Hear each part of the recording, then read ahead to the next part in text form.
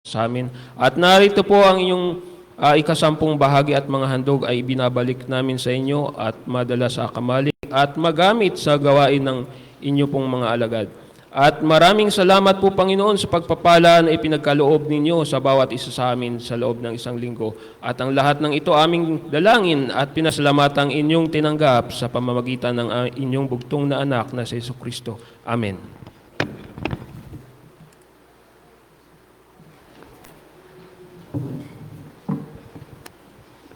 For our hymn of adoration, let's sing We'll Build on the Rock. On hymn number 363, We'll Build on the Rock.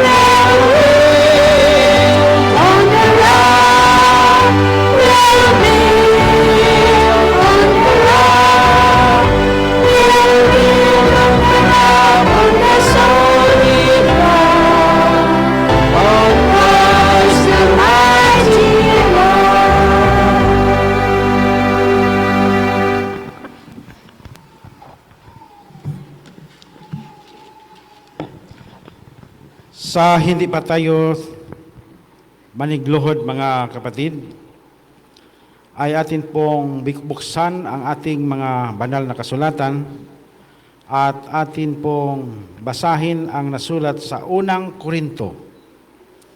3, ang talata ay 10:11.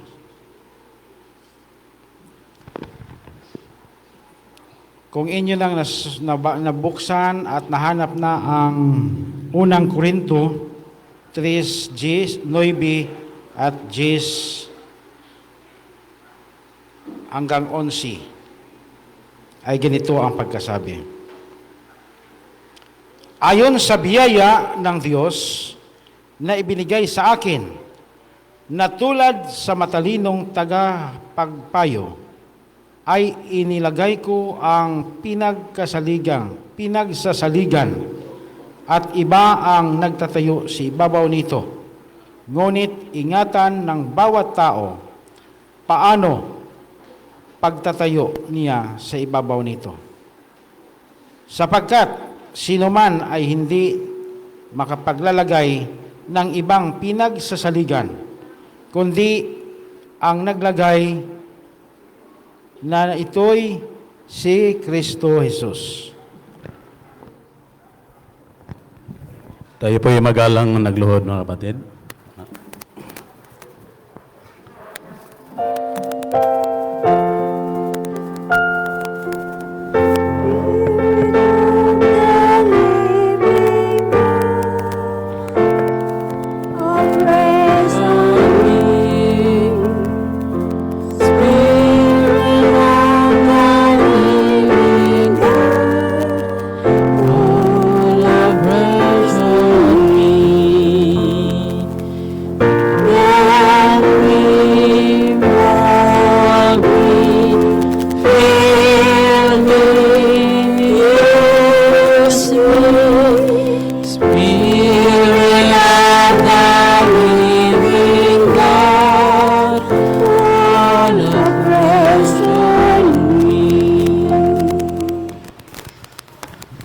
isang mapagpala at makapangyarihang Diyos na sa kataas-taasan po kayo sa trono ng mga langit. Diyos ni Moses, Diyos ni Jacob, Diyos ni Isaac. Diyos na may lalang ng langit at lupa, Diyos na may-ari sa lahat ng bagay, lalo tigit po sa aming buhay. Panginoong Diyos, kayo po ang aming kinikilala, na aming sinasamba na mula noon at hanggang ngayon, na kayo po ang mas makapangyarihan, na mas nakakaalam ng katotohanan at ng masama at ng mabuti.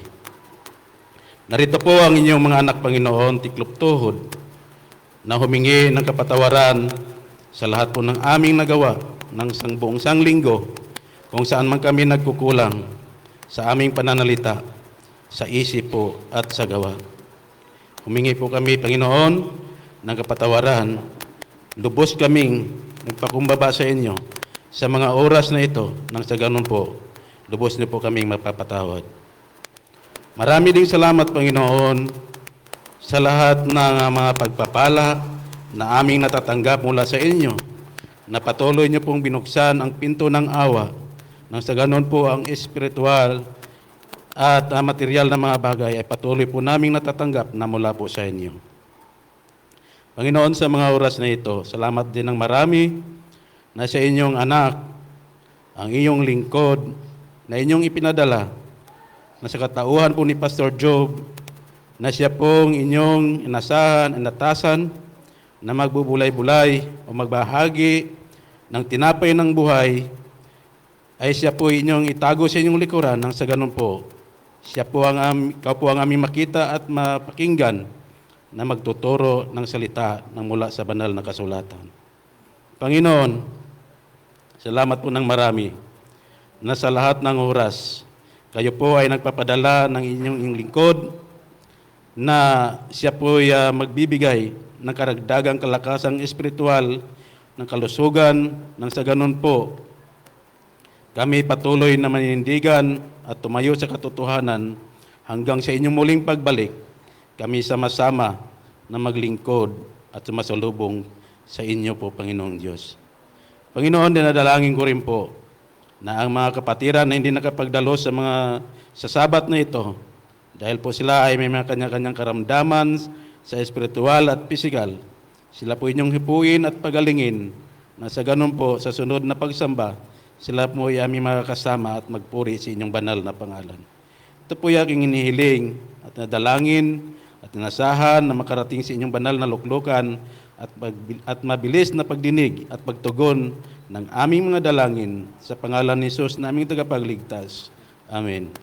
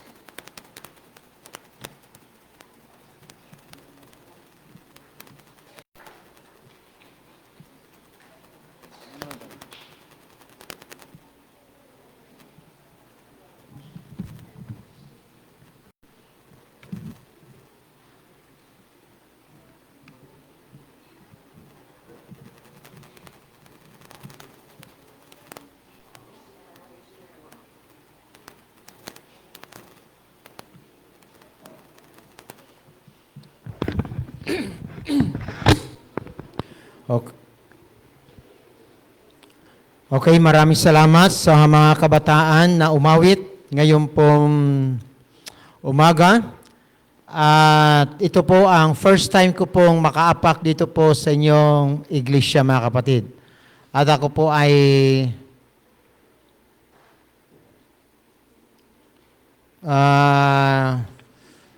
nagpapasalamat sapagkat kayo po dito ay talagang pinagpala. Pinagpala, lalo tigit ang mga kapatid na naging bahagi upang magkaroon po ng ganito pong iglesia. At alam niyo po mga kapatid, ang pagkakaroon ng ganito pong iglesia ay hindi po madali. No po? Sapagkat siyempre medyo magastos po ngayon magpatayo ng iglesia. Pangalawa, ang mga kaanib at nakikita ko po mga kapatid, maganda po pasimula nyo dito dahil marami na kayo. May mga naglipat galing sa Siksikan, may galing sa Kaakbayan, may galing yata sa Tipuco, at iba pang mga iglesia. Ibig sabihin mga kapatid, all things work together for good. Yan. Kaya ipagpatuloy niyo po mga kapatid, ang kasiglahan sa pananampalataya. Hindi ko alam, parang ayaw yatang, bakit ito naman ang aking kun ay,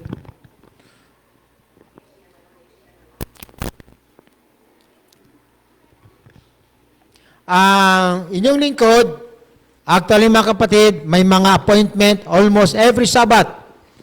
Nagkataon po, kami po ay nagiging bakante lamang kapag mayroon po hindi natuloy na event.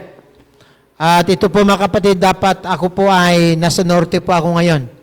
Pero hindi po, na-cancel. At ito po ay nagkaroon ng vacant ako. Kaya nung in-approach ako ni Pastor Dan, matulak na sapat sila ay nandoon naman sa Santa Cruz. Kami po mga direktor ay dama-dama po kami. Kung sino ang bakante, yun po ang amin pong binabakapan para sa ganun ay kami lahat ay mapaglingkod. Nalupat mga kapatid, ito ay isang pagkakataon din na makapag-visit. Kaya nung sinabi niya sa akin na kung bakante ako para dito ay pumunta sa inyo pong iglesia, ay hindi naman pwede ako magsinungaling, hindi ako bakante. Kaya sabi ko ay ako ay free sa itong Sabadong ito. Kaya hindi po ako nagdalang isip na tanggapin po na ako po ay makaparito. Alam niyo po mga kapatid, ang ating gawain,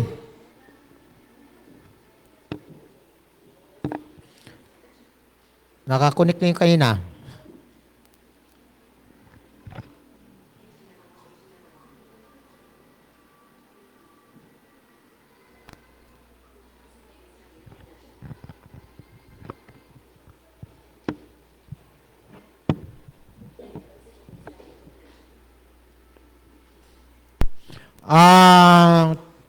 Ang ating gawain mga kapatid ay nagpapatuloy. Actually, bukas po, tayo po ay mayroon po krusada doon po sa Quezon. Start po kami ng Sunday hanggang Saturday. So, doon po yun. Yun po ay district-wide na gawain po natin doon at matagal na po na pinagandaan. At yun po ay church planting. Kaya ang inyong lingkod ay maglalakbay bukas, maaga pa po. At laging magkasama sa mga pagsamba. Mula sa tahanan, sa iglesia, dapat ang pamilya ay laging magkasama. Sapagkat ito po ay isang anino na sa darating na kapag ang pamilya hindi magkakasama sa pagsamba, baka hindi rin sila magkakasama doon sa langit na bayan. No? Dapat magkaisa. Dito po ay wala pong iwanan. Kaya huwag kayong papayag mga kapatid na ang inyong mahal sa buhay na iwan sa church ay sa bahay. Tapos kayo dito sa simbahan. Dapat lagi po ang pamilya magkasama. Kayong mag-asawa, magkasama. Mga anak, magkasama mga kapatid. Sapagkat ang pamilya na binubuo, mga kapatid, na naglilingkod sa Diyos, ay dapat lagi pong nagkakaisa, magkakasama. Kaya, gayon din po sa iglesia, tayo po isang pamilya. Ang ama natin ay sa langit. Kaya ang tawagan sa atin ay brothers and sisters. Sapagkat tayo isang pamilya at dapat lamang na tayo ay laging magkakasama. Magkasama, walang iwanan. Kaya kapag tayo midweek, magkasama. Vesper, magkasama. Sa umaga ng Sabado, magkasama. Sa hapon, magkasama. Sa gawain, magkasama. Walang iwanan. Yan po ang dapat maranasan ng bayan ng Diyos. Lalo tigit sa huling panahon ngayon. So tayo mga kapatid, ay isang bagay. Baka mayroong USB at yan naman po natin. Ano ba? USB na lang natin. May USB dyan? Ilipat na lang natin tapos ikaw na lang ang magpindot.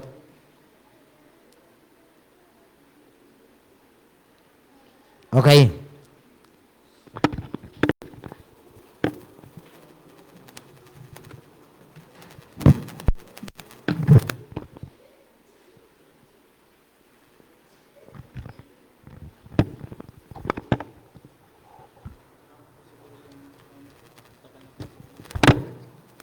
Kailangan siguro magpalit na.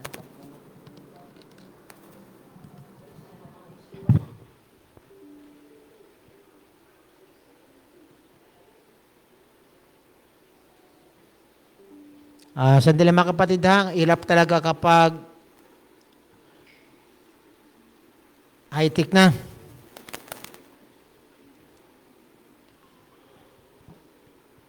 Saka yung akin ko na lang siguro.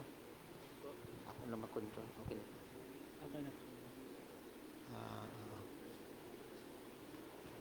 Tapos, yan ako na lang yung kan. Meron nga pa yun.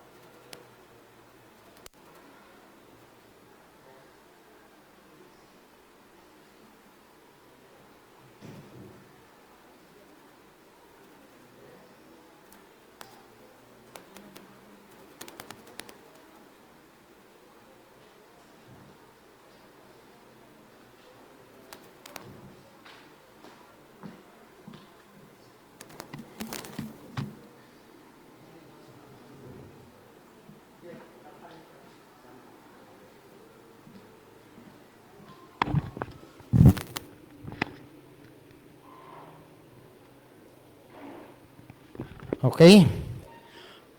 At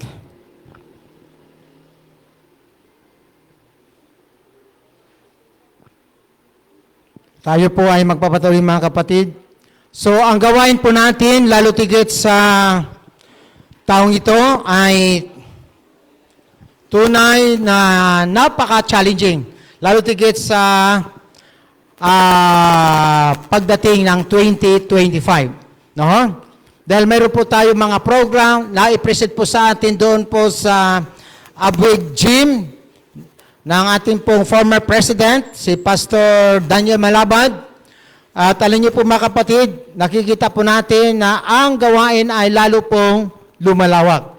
Dati-rati, isa po ang union. Ngayon ay naging dalawang union. Kaya ang ating president dito ay napunta po doon sa Northern Luzon Union Mission.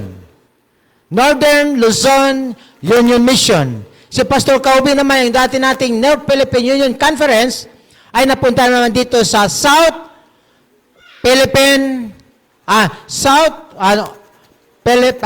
Luzon Union Mission. Yan. South Luzon Union Mission. Si Pastor Kaubi naman. Kay dalawa, mga kapatid. Ang dati, ang Central Luzon Conference ay isa lang, ngayon ay nahati naman. Ang isa, nanatili ang Central Luzon Conference, ang isa naman ay Central Luzon Provinces Mission. Yan. Kita niyo po ang gawain. Dati-rati dito sa Palawan, ang ating pong distrito dito ay 15 lamang.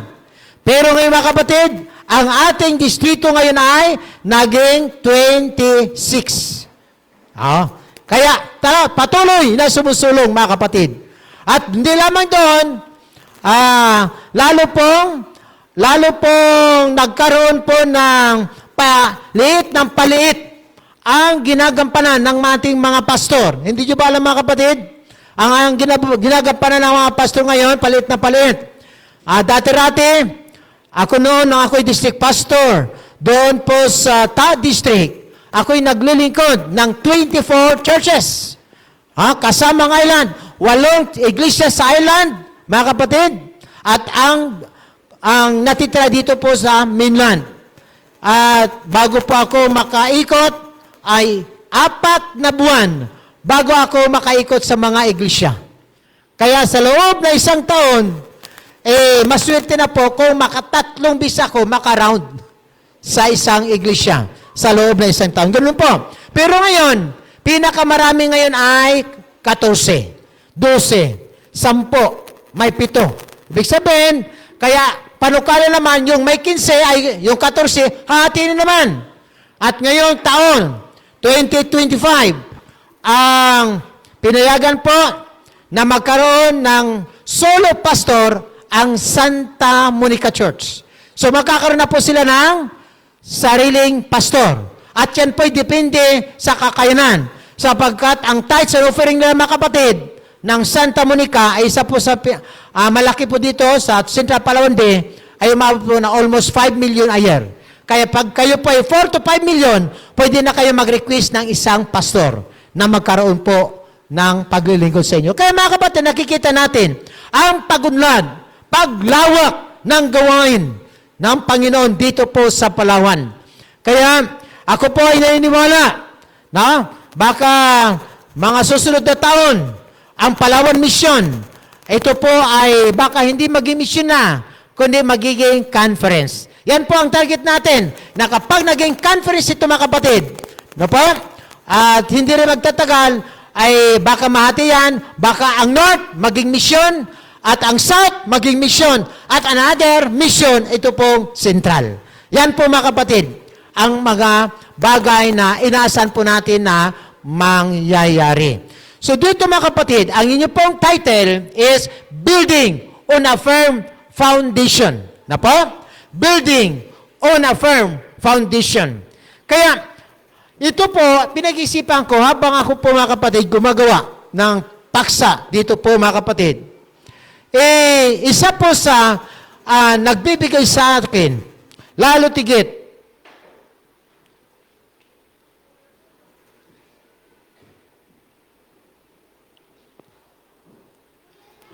Ito po sa unang Korinto 3:10. Nang sabi nga po dito, ayon sa biyaya ng Diyos na ibinigay sa akin, na tulad sa isang matalinong tagapagtayo, ay inilagay ko ang pinagsaligan at iba ang nagtatayo niya sa ibabaw nito, sapagkat sinumang ay hindi makapaglagay ng ibang pinagsaligan, kundi ang nalalagay na ito ay si Kristo Jesus. Kaya mga kapatid, yung building on a firm foundation, walang iba ang pundasyon ng isang iglesia. Ito po ay dapat laging nakatayo sa ating Panginoon. Laging nakatayo ang pundasyon ay nakaugat sa ating Panginoon. Doon lamang po natin maranasan na magkaroon ng firm, hindi matinag na pundasyon at kailanman ay hindi kayang pabagsakin anumang bagyo ng buhay. Alam niyo mga kapatid, sa wagayan ito, maraming mga challenges sa buhay. Lalo tigit sa isang pamilya. Kami po, mga kapatid, na isang pamilya, yan po ang pamilya ko, ay nagkaisa para pagtibayin na po namin na kami ay maglilingkod. Habang kami ay nabubuhay, sapagkat kinakailangan ang pundasyon, ito'y nagsisimula sa pamilya. Kinakailangan pundasyon, kasi kapag ang pamilya, mga kapatid, magkaroon ng matibay na pundasyon, dadalhin po yan sa iglesia. At ang iglesia ay magkaroon po ng matibay na pundasyon. Alam niyo po mga kapatid, ang sabi nga dito, the church is created by God by His purpose. Ano po ba ang layunin ng Diyos? Bakit tinawagan ka mula sa kadiliman tungo sa kaliwanagan? Sapagkat may purpose po ang Panginoon sa iyo, kapatid. Kaya dito, alam niyo ba, noong unang panahon, mayroon pong tinatawag na ito pong sasakyan. Ang tawag po nito ay itong transportation na stagecoach. No? Yan po ay sa ibang bansa.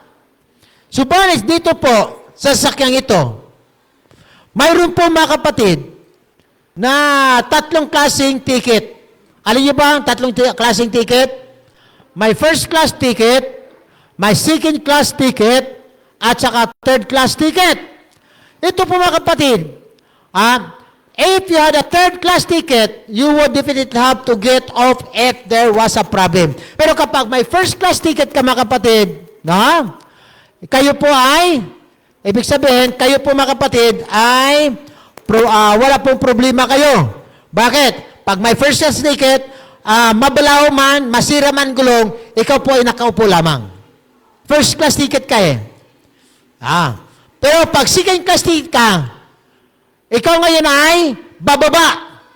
Bababa ka at dun ka tatayo. At papanoorin mo lang yung nagtatrabaho, yung third class ticket.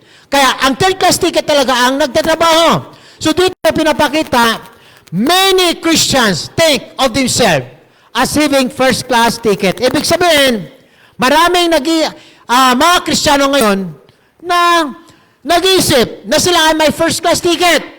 They remain seated and watch while others do the work. They are the spectators. Sa loob ng iglesia, mayroon pong mga ganitong first class ticket. Na kung minsan, ang iba po ay nakikita na nagtatrabaho, pero ang iba po ay nakatingin lamang. Nagmamasid lamang. Kasi sila po ay nasa first class ticket. Pero mga kapatid, dito sinasabi, other Christians take of themselves as having second class ticket. They remain seated until there is a problem. Then they want to get involved. They really get in the way more than anything else. Gusto nilang ma-involve, pero hindi naman po nakaka-involve. Tumitingin lang din. No? Kunwari doon sa crusade, hindi man lang magdala ng kasama para mapa-attend sa ating mga krusada. Kundi pupunta doon, part to involved, pero hindi talaga siya ang na-involve. Hindi siya kasama sa committee, hindi siya kasama sa paganda, hindi siya kasama sa usher. Basta pupunta lang doon, yun po ang mga tinatawag na may second class ticket. No po, mga kapatid? And then, the third class ticket, then there are the Christians who think of themselves as having third class ticket. They work no matter what they get. Ito po yung miyembro, no po mga kapatid, na sila ay trabaho ng trabaho. Wala silang pakialam kung may first class, second class, basta sila ay nagtatrabaho. At ito, mga kapatid, ang gusto ng Diyos. Apo? Hayaan natin may first class ticket na sila ay sitting pretty, nagmamasid lamang. Hayaan natin ang may second class ticket na sila ay basta magsimba, dadalo, pero ibig sabihin, walang pakialam sa lahat ng gawain o activities ng iglesia. Kaya ito mga kapatid, paano tayo magkaroon ng firm foundation sa iglesia kapag nandito tayo napabilang sa first class at second class ticket? Alam niyo ba mga kapatid, binabanggit dito sa atin, ganang kailangan tayo ay magiging tunay na disipulo para magkaroon ng firm foundation. Alam niyo ba mga kapatid, ang sabi sa atin dito, to make a disciple, Paul, is to make a follower of Christ. And to make a follower of Christ is to develop a Christ-like character. So, ang Christ-like character, bumaba ang ating Panginoon dito para maglingkod, hindi para paglingkuran. Ibig sabihin, lahat ng gawain ng iglesia ay dapat tayo po ay ma-involve. Para magkaroon tayo ng firm foundation. Sapagkat kung sino man ang hindi nakikisangkot sa gawain ng iglesia, hindi makakaroon ng matibay na pundasyon sa kanyang pananampalataya. Kaya kaunting pagsubok lamang, bagsak. Bakit po? Walang firm foundation. Hindi po niya nagkaroon siya ng magandang relasyon sa mga kapatiran at relasyon sa ating Panginoon. Kaya ang sabi dito, ang ating mission kasi, mga kapatid, ito, to live on purpose, to fulfill the Great Commission, to share the gospel of Jesus with others, and to reflect God's character to the world. Ito po ang kailangan natin mga kapatid na maranasan. And to develop Christ-like character, we need to involve in all programs and activities of the church, mga kapatid. Kaya kung gusto natin na lubos na ma-develop ang karakter natin pa yun, tayo po'y ma-involve. Alam niyo ba mga kapatid, may kanya-kanya pong involvement. Not all the time na tayo ma-involve sa tinatawag na Bible study. Marami po dito. Kagaya po niyan, na-involve tayo sa tinatawag na tayo ay nagsusupport sa gawain. That's part of involvement.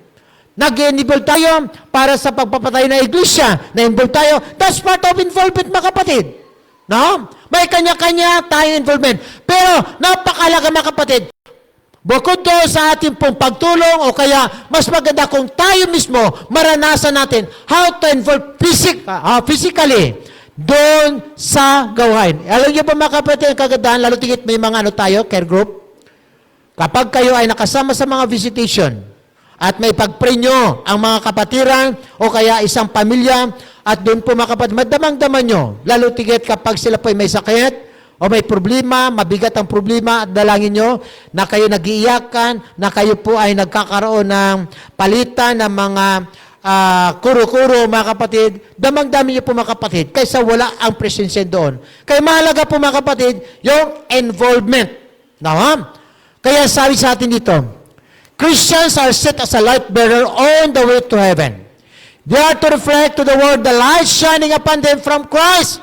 Their life and character should be such that through them others will get a right conception of Christ and of His service.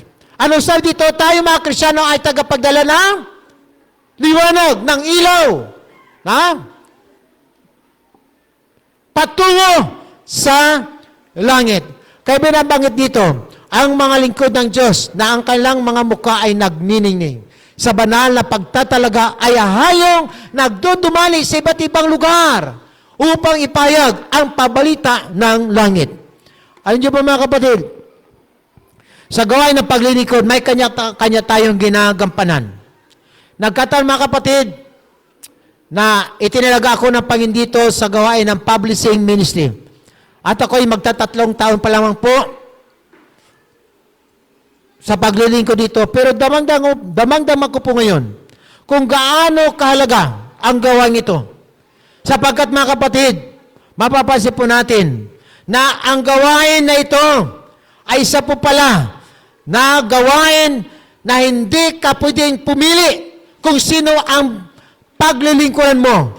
Ito pong gawain ito na kayang paglingkuran ang lahat ng uri ng tao. Pansin niyo po mga kapatid, ano po ba? Ang mga pastor ba? Ang mga laiko ba? O layman? Mga misyonary? Sila po ba ay kaya nilang paglingkuran lahat? Hindi, mapipili lamang. Kapag tayo nagkaroon ng krusada, alin niyo ba ang tumutugon? Ilan lamang? Ilan lang po yan. Hindi natin kaya puntahan si mayor. Hindi natin kaya puntahan ang mga principal o kaya ang mga kagawad, SB, at iba pang mga kilalang politiko o kilalang mga negosyante. Pero mga kapatid, sa aklat, napapaabutan po natin. Mahirap mayaman, mapaparating natin ang pabalita po sa kanila. Kaya ito pong gawain ito ay isa sa malaga na lahat dapat pwede tayong ma-involve sa gawain ito. Kaya nga po mga kapatid, ang programa ng gawain ito ay nagpapatuloy. Sapagkat mga kapatid, alin niyo ba, kagaya po niyan, ang ginagawa po natin ngayon ay lalo nating pinapalawak ang gawain. Kaya nga po mga kapatid, siguro ito, katulad yan, nung nakalipas na summer program, ay nakita po natin na napakaganda ang performance ng mga kabataan dito, na na-involve sila. At alam niyo ba, ang mga magulang na sila po ay pinayagan nila na ma-involve ang kailang mga anak na mga estudyante? Alam niyo ba mga kapatid, lalo't kayo mga estudyante, mga kabataan, mga magulang, inyo pong hinuhubog ang inyong mga anak na magkaroon ng independent, no, sa kailang sarili. At dito mga kapatid, ang mga kabataan ito, yung nakatayo dyan, maraming nagpapahayag ng mga magulang na dati-dati, isa sa mga anak nila ay talagang pasaway. Isa sa mga anak nila, maghapon ang cellphone, mga kapatid, hindi mapigilan. At kuminsan, tinatabad na magsamba. Pero nung na-involve sila sa canvassing work, na bago ang lahat.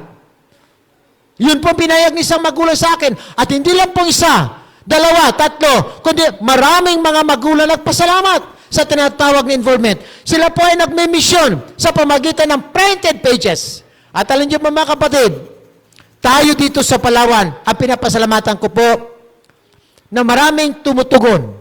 Bawat punta ko sa bawat iglesia, pumunta ako sa North, pumunta ako sa South, maraming tumugon. Mga kapatid to involved, ito rin po tumugon sila sa South. At hindi lamang sa South, kundi tumugon sila papunta po sa ibang lugar. At ito nga po mga kapatid, ang pumunta sa Manila. Alam niyo ba mga kapatid, ang gawain na ito, ang mga kabataan ito, mga first-timer, grade 11 and grade 12. Sila po ay first time na pumuntang Manila. Ang kailang mga magulang umiyak, kinakabahan, sapagkat ang sabi ng ilang mga magulang, Pastor, ang aking anak, first time pupunta sa Manila, ako'y natatakot. Oh. Pero sabi ko sa kanila, alin niyo po ba, kayo po ba'y naniwala sa gawain ng Panginoon? Na paggawain ng Panginoon, nandoon ang proteksyon ng Panginoon at hindi pababayaan ng inyong anak.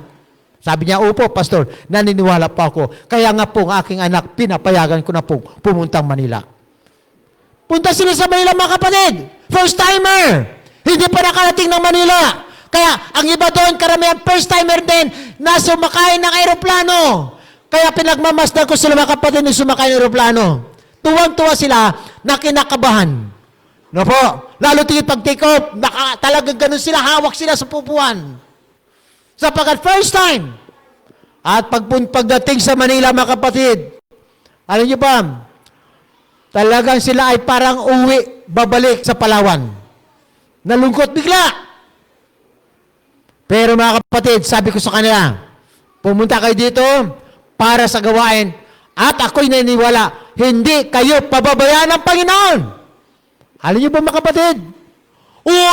Unang Sabado, doon sa Go Church, Quezon City, sabi ko sa kanila, okay, kayong lahat kumalat doon sa iglesia. Lahat ng katabi nyo, ipag-pray nyo. Manalangin kayo. Sabihin nyo sa katabi nyo, na ipanalangin nyo. Lahat ng problema nila, ipanalangin nyo. Yun ang gawin nyo muna. Alam nyo ba mga kapatid? Ginawa po nila. Pinag-pray nila. Bawat katabi, pinag-pray nila. At nung ako po, pinagmasdan ko sila mga kapatid, ang katabi nila, nag-iiyak. Umiiyak yung mga pinag-pray nila, mga kapatid. Damang-dama. At sabi nila, matapos na may pag-pray nila mga kapatid, may kanya-kanya silang karanasan. Bakit? Alam niyo ba mga kapatid, mga estudyanteng ito, hindi lamang na pinagpala sila, sabi na, Pastor, pag pinagpipray pala, iba ang pakiramdam ko, lalo kapag pinagpipray na umiyak, dahil sa problema nila, nung ipinahayag na problema, dinalangin mo, damang-dama mo na ang banal na espiritu ay naroon sa inyong kalagitnaan. Alam niyo ba mga kapatid, ang mabuting balita pa, pagkatapos nila maipag-pray, ang mga kapatid na ito, nakatabi nila ng mga magulang. Hindi po sila nakaalis doon sa kalang kinaupuan na wala pong dala. Alam niyo ba mga kapatid, di ba sila humihingi? Pero, alam niyo ba ang kapalit ng pag-pray nila? Yun lang inutos ko sa hindi ko sinabi na mangingi sila. After niyan, pinakamababang binigay sa kala, 500. May 1,000. Mga kapatid, pinag-pray lang nila. Pagkatapos, ang iba naman, sinabihan, bukas, dalan mo ako ng Bible story. Bukas, dala ako ng Bible press. Bukas, dala mo aklat. Sabado ba kami, hindi man sila nag-upload ng aklat. Pinag-pray lang po nila. Alam niyo mga kapatid, sa maikling kwento, itong kabatang ito na dinala natin sa Manila. Sa loob na 1 buwan kalahati, nakalapong lalagi doon. Alam niyo ba mga kapatid, ang pinakatap nila umabot ng 200,000. Ang kanila sa loob ng 1 buwan kalahati. Dati-rati, pangit ang kanilang cellphone. Pero, pagtapos ng canvassing work, may bagong iPhone na cellphone, nakabili ng laptop, nakabili ng bagong sapatos, nakabili ng kanilang gustong. Sabi niya, for the first time, Pastor, hindi ako humingi sa aking magulang at ako talaga ang bumili sa sarili kong pawis. Kita mga kapatid? Kaya sabi nung iba doon, Pastor, kaya ko nang mabuhay na hindi hingi sa mama ko. Kaya ko na ang sarili ko na hindi hingi sapagkat ito ang nagturo sa akin, ang publishing work na ito. Mga kapatid, ang karanasan ng mga kabatang ito, alam niyo ba ngayon, after ng publishing work, ang Manila, ang sabi nila, para lang daw sila sa Puerto Princesa. Walang takot mga kapatid, ang iba nakarating pa. Mga kapatid, sa Bulacan, nakarating pa ng Nueva Ecija, nakarating pa ng San Fernando, Pampanga, nakapurating pa ng Batangas, para lamang puntahan ang kanilang mga kamag-anak at saka iba pang mga kakilala. Mga kapatid, kaya itong mga kabatang ito, sabi ko nga, pinagpala kayo sapagkat naranasan nyo ang gabay ng Panginoon sa kanila. At alam niyo po mga kapatid, ito, ang mga kabatang ito, sabi nga nila, sa susunod na taon, sabi nila, Pastor, kami uli ay sama-sama babalik sa Manila upang ipagpatuloy canvassing work. Kaya mga kapatid, kayong mga magulang, ibang karanasan. Dati-rati dito, ang ilan dito, mga bunso. Ang iba dito ay nag-iisang anak, pinadala. Hindi natatakot sa pagtang sabi ng magulang, Pastor, ako'y naniniwala, basta gawain ng Panginoon, hindi ako matatakot sapagkat nasa kamay sila ng Panginoon. At yung mga kapatid, nakabalik silang ligtas, pumunta silang ligtas, nakabalik silang ligtas, nakapagpatuloy sa pag-aaral. At mayroong isa dyan mga kapatid, ang sabi, taga-Binet, Ang kanya pong pangarap lamang, mag-aral ng edukasyon. Education. Dahil wala silang kakayanan, mahirap. After ng canvassing work, mga kapatid, ngayon po ay nasa MAMSI. Nakakuha siya ng sponsor, plus yung kanyang pong kinita sa canvassing work. Alam niyo ba ang kanyang ano ngayon, mga kapatid? Isang nursing student po siya ngayon. Doon po sa MAMSI. Through canvassing work. Ito po ang nabago sa kanilang buhay. Kaya sabi ko nga, ang mga kabataang ito, ginamit ng Panginoon na marami silang napabutan ng pabalita, pinasok nilang Makati, pinasok nila mga kapatid, ang Taguig, pinasok nila ang batasang pambansa para lang mapaabot ang pabalita na hindi tumutugol sa mga Bible study o krusada, pero sa aklat mga kapatid, bahala ang Panginoon mga kapatid na magpapatuloy. Alam niyo po mga kapatid, mayroon po isang negosyante doon sa Cavite, negosyante ng motor. At ang kanya pong gawain, bawat bumili ng motor, mayroon po siyang aklat na ibinibigay. Yan po ang kanyang ministry. Gawain. Kasi sabi niya, lahat ng customer niya ay mayroon pong aklat. Sinamahan niya, Step to Christ, Timeless Truth. Yun po ang binibigay niya. Sabi niya, bahala ang Panginoon doon magabay sa binibigyan ng aklat. Bawat bili ng aklat, motor, ganon. Mayroon na pong isa, bilihan, isang negosyante din. Ang kanya pong negosyo naman ay mga laptop.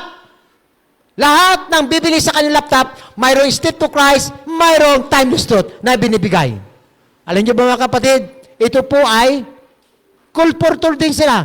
Negosyante na sila, colportor sila. Bakit? Kaya mga kapatid, credential status nila sa pamagitan ng kanilang mga customer ay sila po ay nagbibigay ng aklat. Hindi lamang na nakabinta sila, kundi nakapagbibigay. Mga kapatid, ang sabi sa atin dito, sa pamagitan ng libu-libong mga tinig, ang babala ay maipahayag sa buong lupa. Lumiwanag na gayon ang inyong ilaw sa gitna ng mga tao upang makita nila ang inyong mabuting gawa at kailang walatin ang inyong Ama na nasa langit. Kaya sinasabi sa atin dito ni Ellen G. White, resolve that you will be fruit-bearing members of the living vine.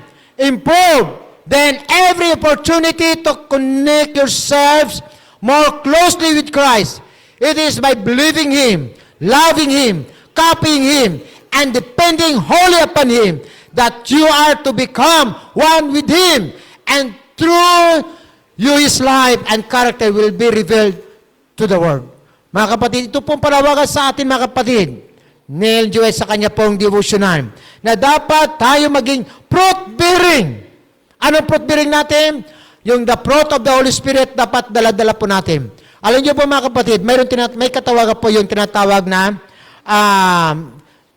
kasabihan na yung mate of no time. Kasi sabi nila, ay wala akong oras yan, pastor, wala akong panahon dyan. Katulad yan, pag inaya ng visitation, pastor, wala akong dyan, o brother Ranes, wala akong panahon ngayon.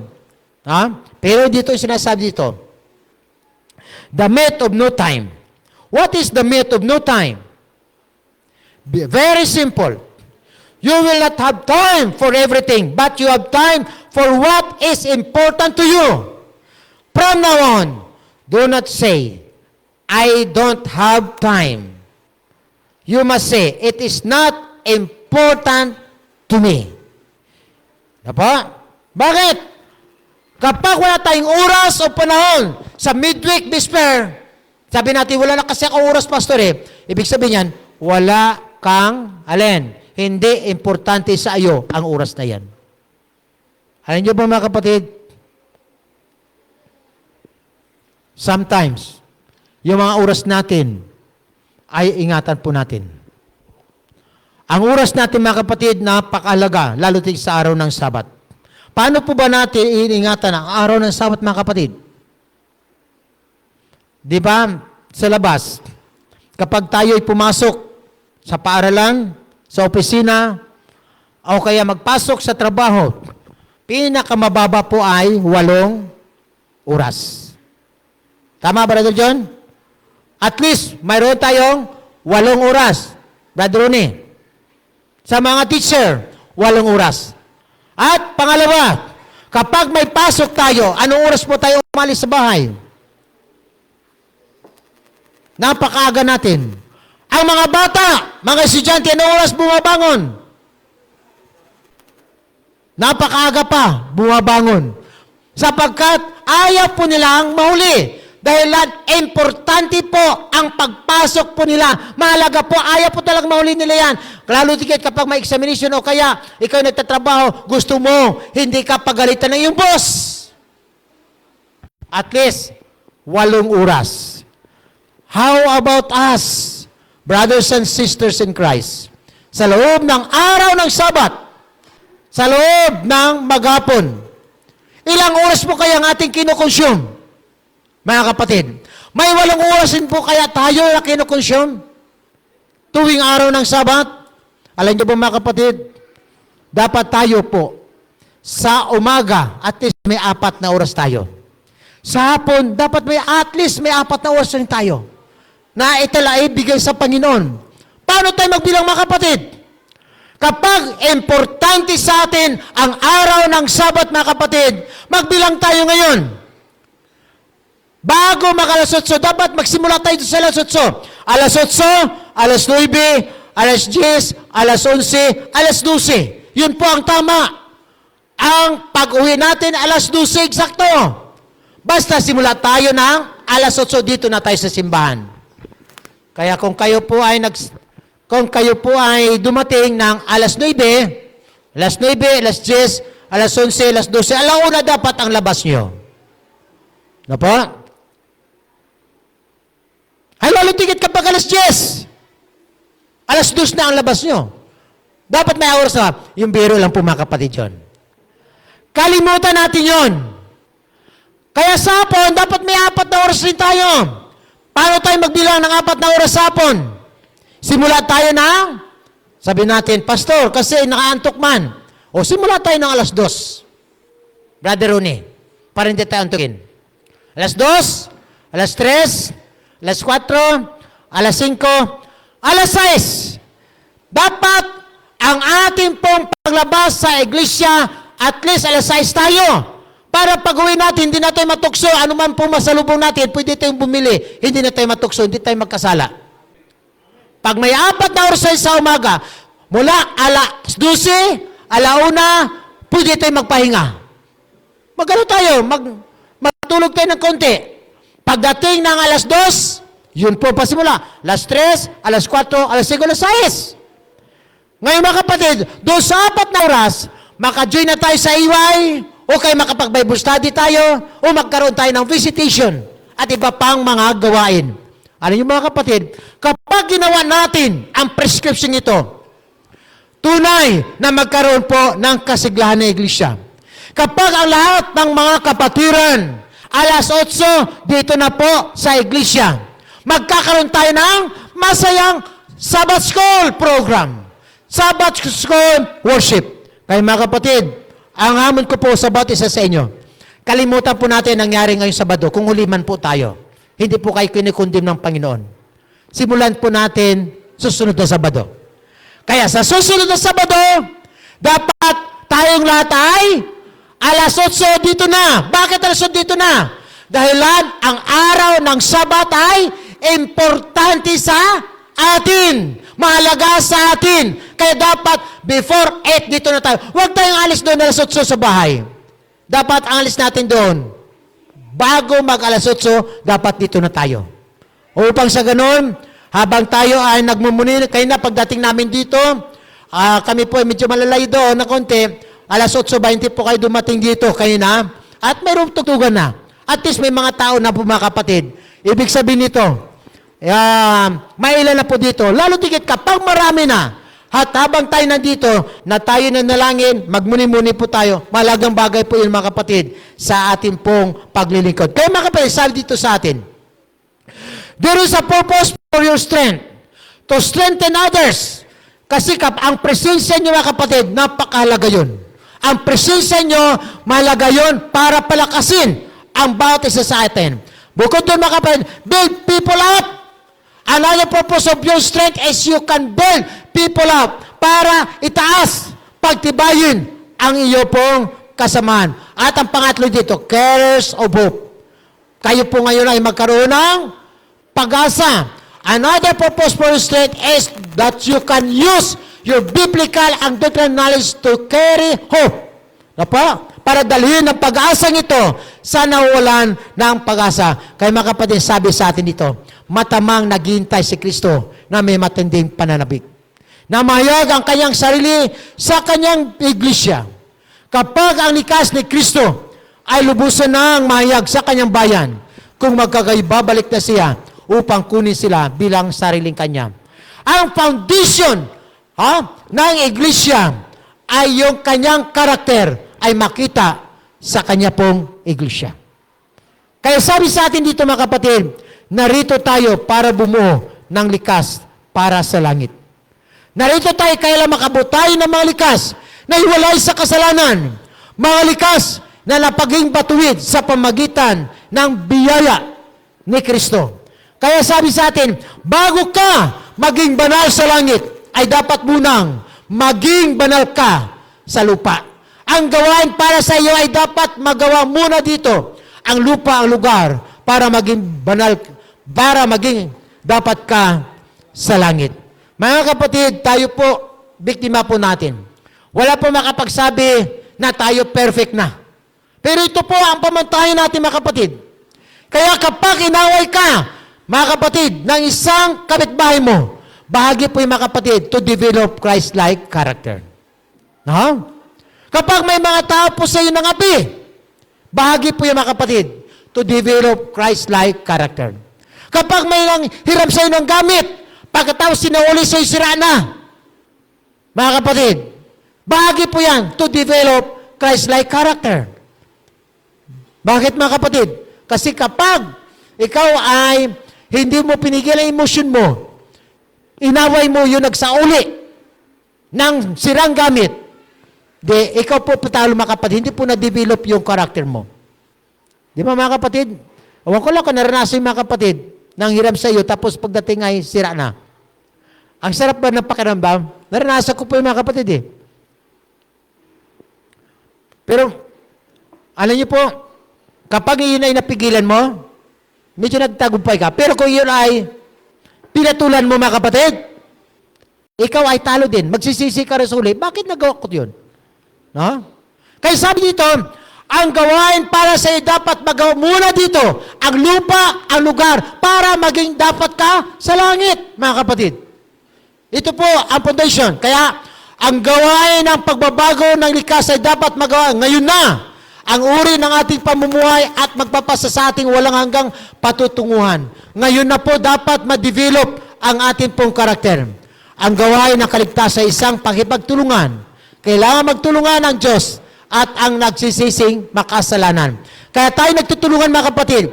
Yung ating pagsamba sa iglesia, pagsamba sa tahanan, sa mga pagdalo ng mga pagpupulong, bahagi po yung mga kapatid na ating pakipagtulungan. Sa ating panalangin, sa ating pagbabasa ng Biblia, sa mga ating mga worship services, ito po ay pakipagtulungan natin sa Diyos. Kaya sabi dito, ang gawain ng kaligtasan daw po ay pakipagtulungan. Kung tapat tayo sa paggawa ng ating bahagi, sa pakipagtulungan sa Kanya, ay gagawa ang Diyos sa atin upang magawa natin ang Kanyang banal na kalooban. Kaya mga kapatid, makipagtulungan tayo. Midweek, bispe natin pagsamba, pakipagtulungan yan sa Diyos, mga kapatid. Yung ating pakipagbahagi, kapag may mga visitation, care group, mga evangelism, yan po'y pakipagtulungan natin sa Panginoon upang tayo po ay maging matibay. Kaya sabi sa atin dito, subalit, hindi makakagawa ang Diyos sa atin kung wala tayong ginagawa. Malinaw yan mga kapatid. Kung nais natin ang buhay na walang hanggan, ay dapat gumawa tayo at gumawa na may pagsisikap. May gawain po na dapat nating gampanan. Gumawa tayo ng gumawa na may pagsisikap. Ang bahagi natin ay iwanan ang kasalanan at may buong pagsisikap at determinasyon na abutin ang kasakdalan ng ating likas o pag-uugali. Opo mga kapatid, inaalok ng Diyos ang kanyang pagka-Diyos na isanib sa ating pagkatao. At habang patuloy na isinusuko natin ang ating pasya sa maka-Diyos na pagpapasya, ang kasalanan ay naitatakwil at ang kasakdalan ng pagkakristyano ay naabot. Ito po pala inantay sa atin mga kapatid. Nais ng Diyos na isanib sa atin. Kaya dapat makipagtulungan tayo upang tayo mga kapatid ay magtagumpay. Kaya sabi sa atin, kapag ang pagpapasya ng tao ay nakipagtulungan sa pasya ng Diyos, ito ay nagiging makapangyarihan sa lahat. Ito po ang nais pala ng Diyos mga kapatid, na kapag tayo makipagtulungan sa Kanya, maging makapangyarihan sa lahat. Anumang pagsubok na dumating sa ating buhay, kaya po nating ma-overcome. Bakit mga kapatid? Nakipagtulungan tayo sa Diyos. Opo, mga kapatid, ipinakita ng ating tagapagligtas na sa pakipagtulungan ng Diyos, sa Diyos, ang tao ay makaabot sa kasakdalan ng pag-uugali. Ito po ang susi pala mga kapatid. Kung gusto natin mamuhay tayo na may kasakdalan, makipagtulungan tayo sa Diyos. Opo, ito pong inantay natin sa ating pagtatapos ngayon pong tanghali. Kapag ang likas ni Kristo ay lubos ng mahayag sa kanyang bayan, kapag ang likas na, kumpleto na mga kapatid, ano po ang mangyayari? Kung magkagayoy, darating na siya upang kunin ang sariling kanya. Mga kapatid, ito po ang foundation ng ating pananampalataya. Ito po ang pundasyon na hindi matinag sa iglesia.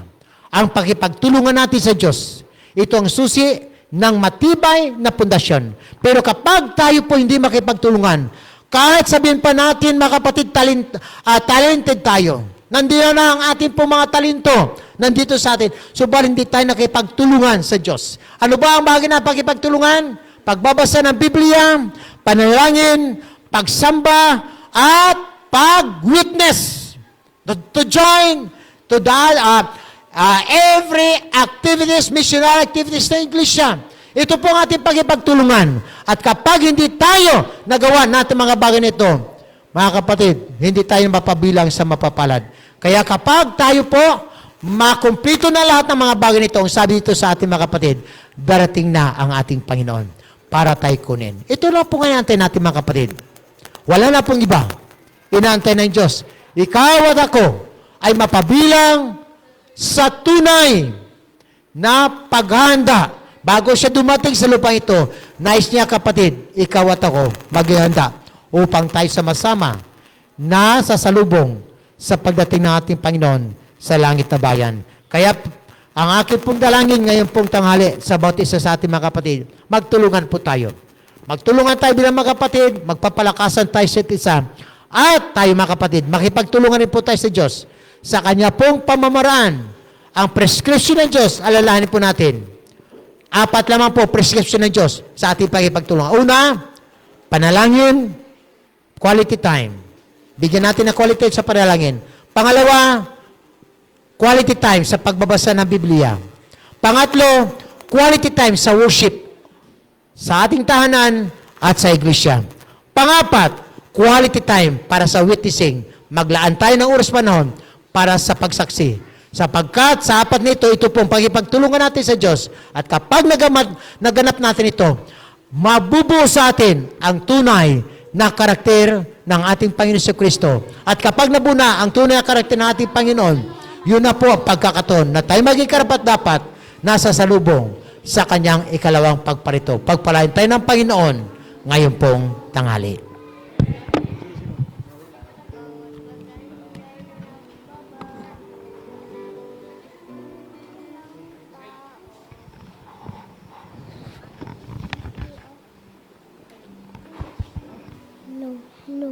No.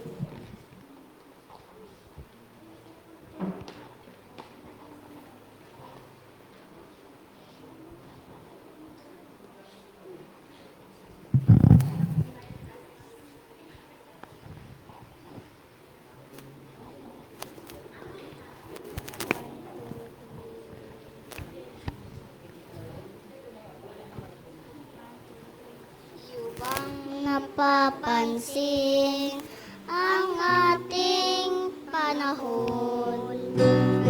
Is na lumilipas hanggang man ang noon. Kung kaya'y nagbabago at ugali ng tao, nahanan na tahimik. Bakit ngayon ay kay gulo? Mga kabataan naliligaw. Walang magiging mapagpaibabaw. Masuwain sa mga magulang.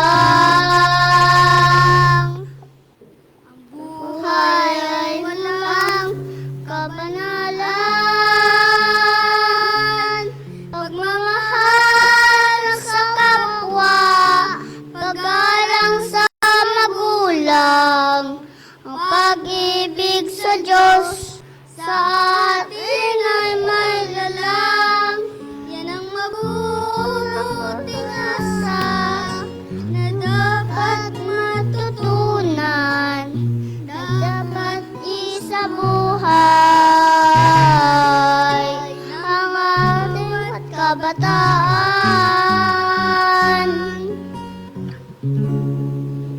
Dati-dati ang mga bata pag nagsasalita, puno ng pag-asa, mahinahon at payapa.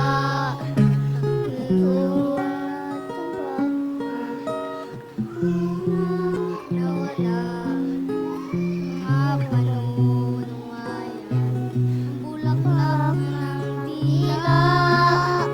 Gumising na ngayon mga kabataan. Ang Diyos sa atin ay naghahantay. Ating paningasin mga ilaw, at huwag umayaw sa sanlibutan.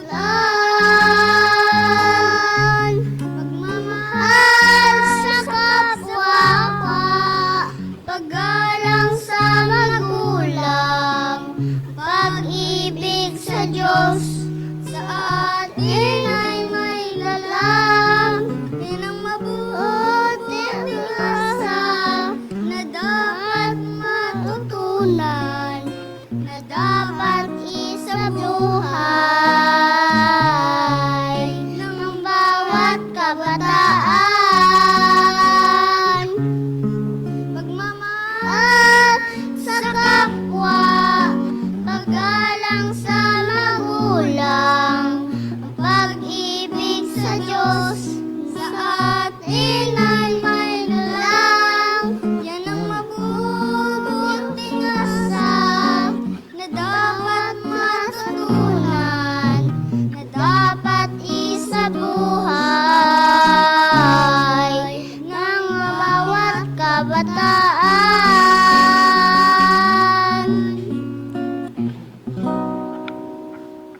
Naising na ngayon, kabataan.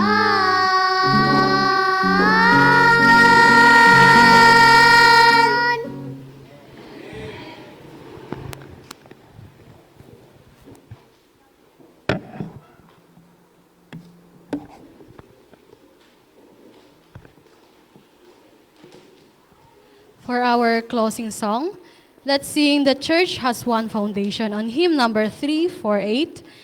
The Church Has One Foundation. Tayo po lahat ay tumayo.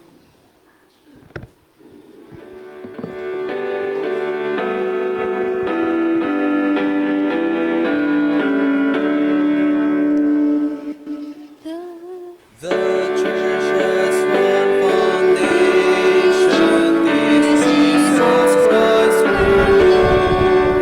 She is His creation by water and the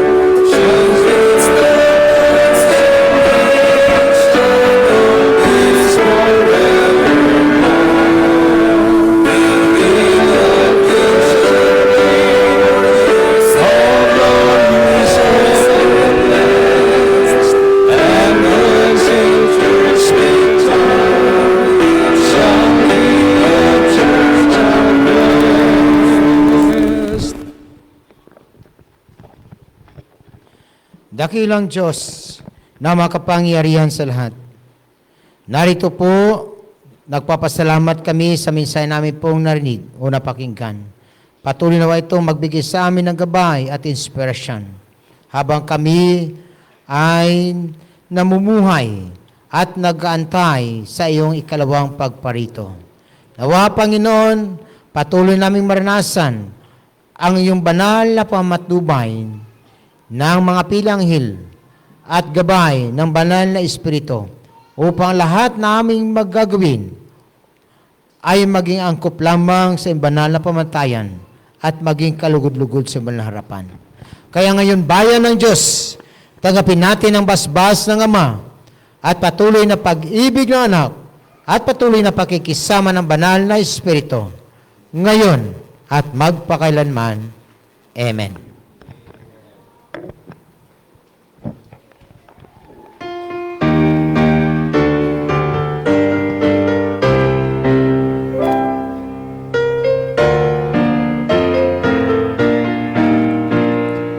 Silence of the end,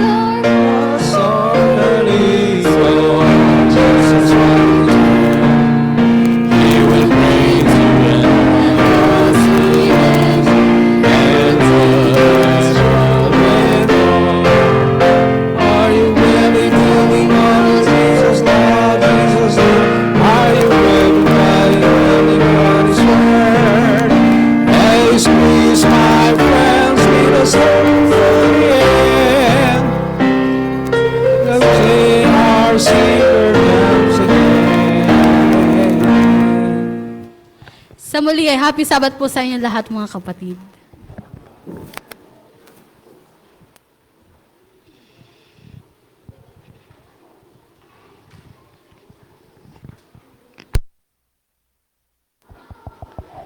Okay, so tayo po ay dadako na rin sa ating pagkain sa tanghali, no? So, walang mag-uwi. Tayo pong lahat ay invited sa atin pong potluck sapagkat ngayon po ay anniversary, first anniversary ng ating iglesia, kaya tayo pong lahat ay invited sa ating pong pananghalian, no po? Subalit, ang atin pong simbahan ay hindi po nagpapahintulot ng pagkain dito po sa loob ng